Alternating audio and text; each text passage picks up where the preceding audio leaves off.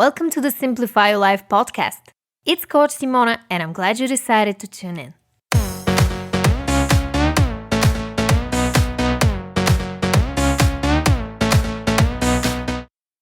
Hey everyone! In today's podcast episode, I'm going to share with you cognitive biases examples. And we'll specifically dive deeper into one of the most common cognitive biases called labeling. If you're new here, welcome. I'm Simona, certified life coach and author of the book 111 Ways to Simplify Your Life. I make weekly podcast episodes on personal development, so if that's something that you're interested in, make sure to subscribe. Now, before we dive into labeling and some helpful examples when it comes to this cognitive bias, I want to remind you that this is the second episode of my brand new series on cognitive biases. And there will be 13 more to come in the upcoming months, so stay tuned for that. If you haven't listened to episode 118, where I share with you everything you need to know about cognitive bias number 1, I will have a link below.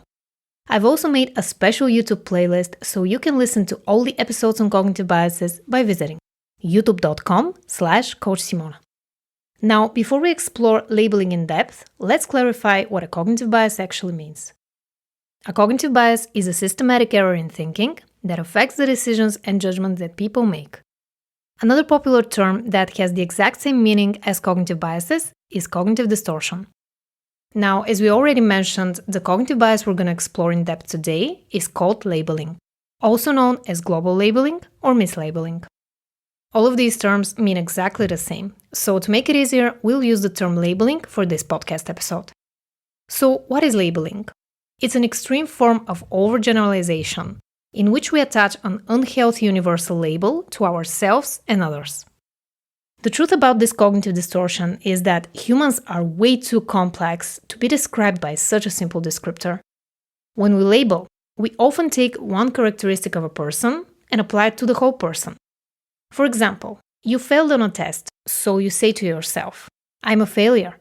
Or you left a couple of dirty dishes in the sink and think to yourself, my house is a total mess. As with any other cognitive bias, labeling is a sneaky monster. So we need to be aware of its manifestations to be able to spot our error in thinking and choose a better, more objective way to look at the situation. The question is, do we all struggle with labeling, or is it something that happens to only a handful of us? The short answer is probably yes.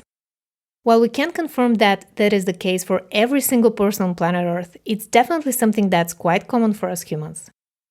We all have cognitive distortions and blind spots, so although we may not struggle with labeling per se, we'll definitely have problems with other cognitive biases. I've actually made a free downloadable cheat sheet with the top 15 cognitive biases that may be holding you back. So if you want to download it, just click the first link in the description box below or visit bit.ly/15biases. Now let's go back to labeling. Here are some examples of this cognitive bias. Using statements to define ourselves or others based on a single event or behavior, such as, if you feel awkward at a party, you may label yourself by saying, I'm an awkward person. Another example, if you interact with someone who is simply in a bad mood, you may label them by saying, he's such a bad person. When we use labeling, we are not looking at the situation objectively. We're trying to describe the person by taking one characteristic and applying it to the whole person, which is exactly what cognitive biases do. They distort our thinking. So let's take a look at some of the examples I gave you and think about them more objectively. For example, if you fail on a test and you think that you're a failure, is that really the case? When you think about it, in the grand scheme of things, a test is just a test. It's not something that defines who you are or how much you're worth. Your worth is inherent, and no amount of tests in the world are going to actually turn you into a failure if you don't attach the label yourself.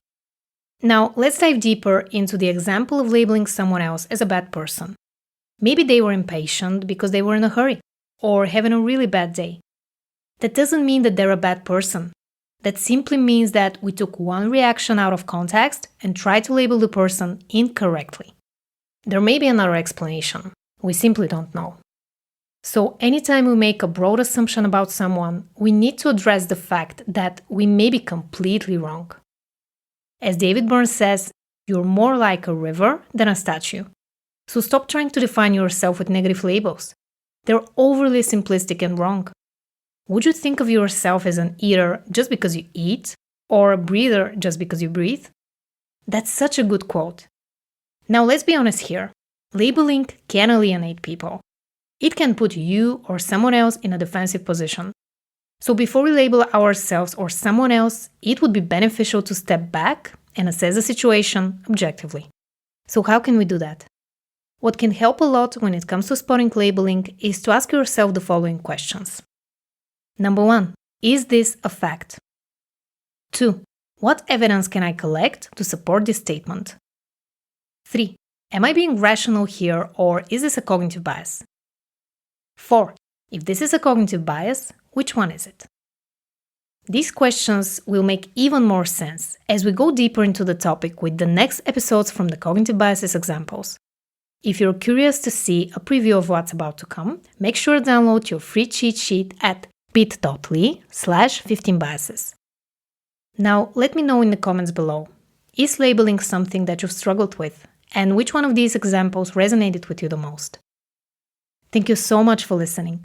If you found this episode helpful, please like it, and subscribe to my channel if you don't want to miss out on my weekly podcast episodes. I'm sending you all my love, and I'll talk to you in the next one.